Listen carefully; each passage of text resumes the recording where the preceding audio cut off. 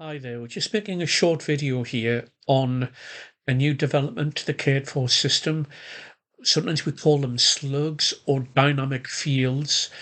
And what dynamic fields mean is we can input in information to be populated into a policy or a procedure um, from the outset so that it may reflect over a couple of hundred documents, say every policy and every procedure. There are around about 200 of them. And I want to show you what that looks like and how documents are opened. So what we can do is if I go, say, into a procedure here or procedures folder, and let me just open up uh, the first document, which is infection control. And what you will see is it's not a document, but a representation, if you like a photo of the document itself. It's what they call a viewer. Um, and it's a quick look instead of having to download the document and then locate it in the downloads folder uh, and then look at it. We have the viewer. You can still download the document. I'm going to come to that in a second, but we have a viewer here, and it shows the exact document as it appears in Word format. Now, along the top here of the viewer is symbols. So that if I want to make this document bigger, I will click twice on the plus symbol. It will make that bigger so that I can see the text more closely. Likewise, I can minimize that document to that. Now, obviously, this document has a number of pages to it. It tells you on the bottom. It's got pages 1 of 7. And if we use our left and right arrows here, they will take us through the document so that we can read that quite easily. Now, you will have noticed, if I go back to just starting from the very front page, that there is a footer in this document, and this is what I'm trying to tell you about pre-populating information. So this was driven from a request by a customer, and basically they said, could you put on the issue date of the document and who authorizes the document? So that's what we've done, and we do this to mirror across hundreds of documents, as I said before, and this will be connected to your login details. So if you're Mr.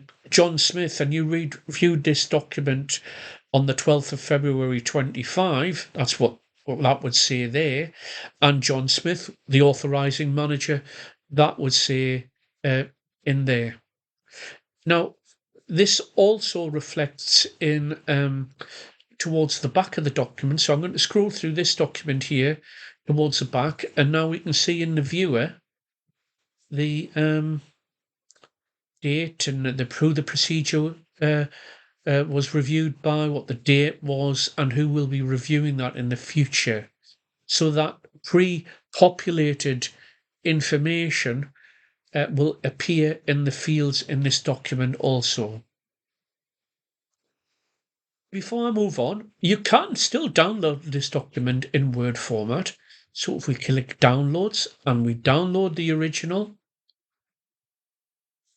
there it is in the downloads box of the browser. And this is identical, but now this is the Word document where you have all of the hyperlinking, etc., where you can link to the documents in there. So then let me just shut that down. And I'm just going to look at one other document to show you now, and just going back into the folder, collapsing one or two things, and we'll go into the policies folder. And it'll take a few seconds just to sort of populate and load up. And I'm going to show you now what happens internally in terms of specific roles that have been pre-populated, and this would be the responsibility of the manager. So if we look at our safeguarding policy, which I believe is QP61, and we're going to open that now into the viewer, and we can use those controls on the viewer to look at the document. But what we will now see is uh, information pre-populated into the document. So then I'm just going to minimize that slightly, and we're going to scroll through. We'll get that usual issue date, authorized by. But let me just push on about, it's around about section 11 or thereabouts. So we're just going to scroll through. Now, here we go. So then we have a section on the safeguarding lead.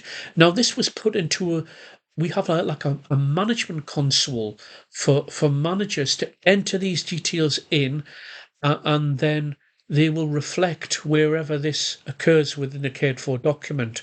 And that's what's happened here, is we get the name of the safeguarding lead and their email and telephone number. So this is not written in the document, it's written in a management console, and there are little bracketed codes which pick up that name wherever that bracketed code appears in the document. Safeguarding lead, it would be a bracketed code called SGL, something like that, and the name of that person would be nominated by the manager on the management console. So just scrolling through a little farther now, we're going nearer the back of this document for more pre-populated information, and this was written in the same way by the manager on the management console. So instead of you doing it in ink now, or handwriting or typing, you would have typed it onto the management console. It will pick up fields relating to this information and populate there. And again, you can download this document, which we're not going to do this time. So basically, this is a big change for us.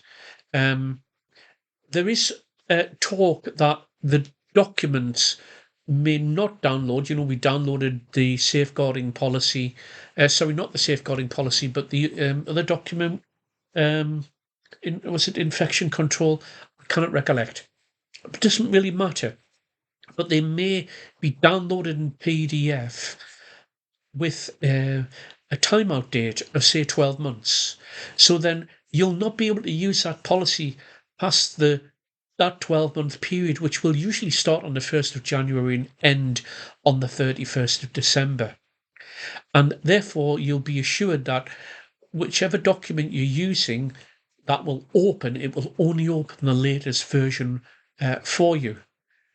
We are only going to apply that to policies and procedures at the moment, possibly not the forms, but that's something to come to. As I say, it's a massive change for us at Betal. Having a viewer and being able to download the document and being able just with entering one piece of information to mirror across hundreds of documents is massively time saving administratively. So I really don't think there's anything else I can really add to this. But of course, if you're stuck at all, please call us. So thank you.